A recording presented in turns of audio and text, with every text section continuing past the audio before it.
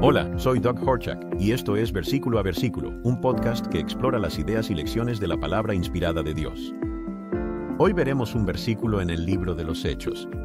En este versículo encontramos al apóstol Pablo instruyendo a un grupo de hombres, ministros ordenados, encargados de lo que Pablo llamaba la Iglesia de Dios. Leamos el versículo al que me refiero, Hechos 20:28.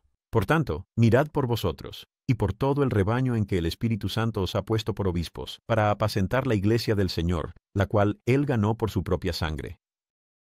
Entonces, ¿qué les estaba diciendo Pablo a estos hombres y por qué lo decía? Cuando lees los versículos anteriores en el capítulo 20, ves que Pablo había estado con ellos durante un tiempo y ahora se estaba despidiendo, hombres que eran ancianos y pastores en la iglesia de Éfeso. También les dijo que quizá nunca los volvería a ver. Por lo tanto, en cierto sentido, estaba expresando una despedida emotiva. Les estaba transmitiendo la responsabilidad que tenían estos ministros de cuidar a los miembros de la iglesia. Sabemos que todos estos individuos habían sido ordenados, como se describe en muchos lugares del Nuevo Testamento, mediante la imposición de manos. Ministros ordenados de Jesucristo eran considerados pastores o pastores encargados de cuidar el rebaño de Dios. De hecho, fue en una carta que Pablo escribió a la iglesia en Éfeso, donde lo encontramos explicando el tipo de trabajo y cuidado que el ministerio brinda a la iglesia. Notará que en Efesios 4:11-12, Pablo escribió, «Y él mismo constituyó a unos apóstoles, a otros profetas, a otros evangelistas, a otros pastores y maestros, a fin de perfeccionar a los santos para la obra del ministerio, para la edificación del cuerpo de Cristo».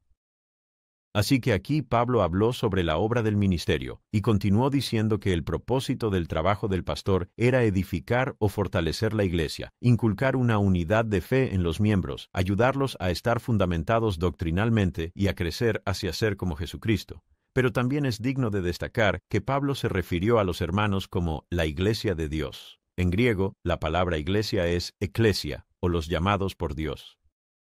Hoy en día sabemos que las iglesias tienen muchos nombres diferentes. Sin embargo, la propia Biblia se refiere a este grupo especial como la Iglesia de Dios, y encontramos que ese término se utiliza consistentemente en el Nuevo Testamento al describir al pueblo de Dios.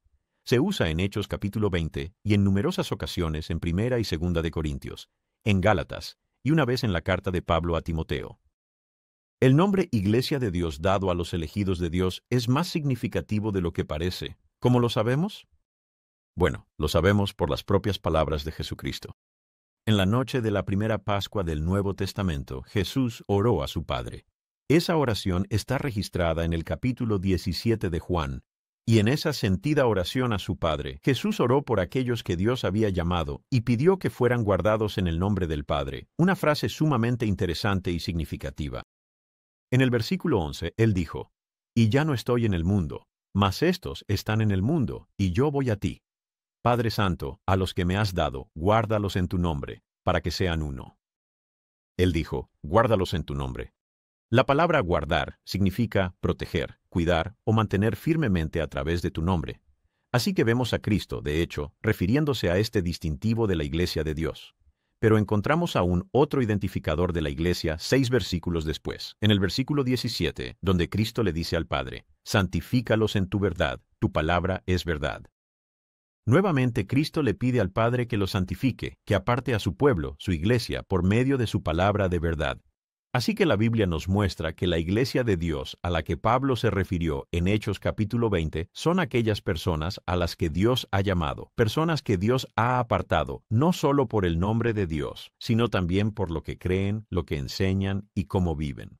Y esa distinción es significativa.